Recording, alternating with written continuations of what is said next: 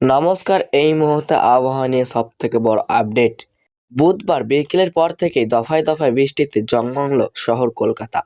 স্বস্তির বৃষ্টিতে পারদ নেমে গিয়েছে দক্ষিণবঙ্গেও। রাতে বৃষ্টি হওয়ার বৃহস্পতিবার সকাল থেকেই তাপমাত্রা আরামদায়ক। দিনভর কেমন থাকবে আবহাওয়া, বিস্তারিত জানিয়ে দেবো আজকের এই ভিডিওটির মাধ্যমে।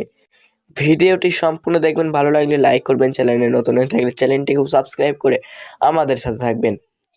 আলিপুর আবহাওয়া দপ্তরের সূত্রের খবর, ধেয়ে আসছে কালবৈশাখী। 9 মে দক্ষিণবঙ্গে জারি কমলা সতর্কতা। আগামী কয়েকদিন বঙ্গজুড়ে ঝড় বৃষ্টির দাপট বজায় থাকবে। আলিপুর আবহাওয়া দপ্তরের পক্ষ থেকে জানানো হয়েছে, উত্তরপ্রদেশে উপর একটি ঘূর্ণাবর্ত অবস্থান রয়েছে।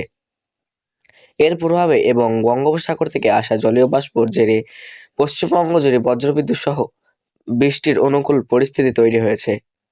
হাওয়া অফিসের সূত্রে খবর, 9 মে সর্বোচ্চ সতর্কতা দক্ষিণবঙ্গেও জেলাগুলিতে।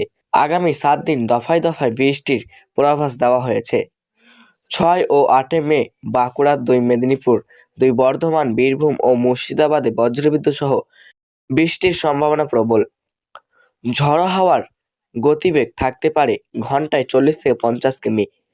আলিপুর আবহাওয়া দপ্তর জানিয়েছে, 9 মে শনিবার এদিন দক্ষিণবঙ্গে প্রায় সব জেলাতেই ঝড়ের দাপট বাড়তে পারে। বিশেষ করে পশ্চিম বর্ধমান, বাঁকুড়া, পুরুলিয়া, বীরভূম, মুর্শিদাবাদ, ঝাড়গ্রাম ও পশ্চিম মেদিনীপুরের ঘন্টায় 50 থেকে 60 কিমি বেগে দমকা হাওয়া বয়ে যেতে পারে। এর জন্য এই জেলাগুলিতে কমলা সতর্কতা জারি করা হয়েছে। 10 মে ঝড়ের গতিবেগ কমে 30 থেকে 40 কিমি হতে পারে এবং 11 থেকে 12 মে হালকা বৃষ্টির সম্ভাবনা রয়েছে। উত্তরবঙ্গে বৃষ্টির দাপট দক্ষিণবঙ্গের তুলনায় আজ কিছুটা বেশি থাকার সম্ভাবনা রয়েছে।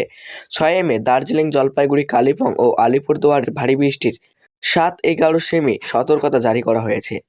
উত্তরবঙ্গের সব জেলাতে 40 থেকে 50 কিমি বেগে ঝড়ো হাওয়া বয়ে যেতে পারে। মালদা এবং 2 দিনাজপুরে ঝড়ের গতিবেগ বেশি থাকলেও বাকি জেলাগুলিতে হালকা থেকে মাঝারি বৃষ্টি চলতে পারে। বৃহস্পতিবার ও ঝড় বৃষ্টির সম্ভাবনা বঙ্গে। হাওয়া অফিস জানিয়েছে, আগামী কয়েকদিন বজ্রবিদ্যুৎ সহ বৃষ্টিপাতের সম্ভাবনা রয়েছে। বিকেল এবং সন্ধ্যের দিকে হতে পারে বৃষ্টিপাত, সঙ্গে ঝড়ের সম্ভাবনাও থাকছে, যার ফলে কিছুটা হলেও কমেছে অস্বস্তি। তো সুপ্রিয় দর্শক, আজকে ছিল এই পর্যন্তই আবহাওয়ার লেটেস্ট আপডেট। ভালো লাগলে লাইক করবেন, চ্যানেলে নতুন হয়ে থাকলে চ্যানেলটিকেও সাবস্ক্রাইব করে আমাদের সাথে থাকবেন। আর এই ধরনের ওয়েদার আপডেট পেতে স্কাই রিপোর্ট চ্যানেলটিকে নজর রাখবেন।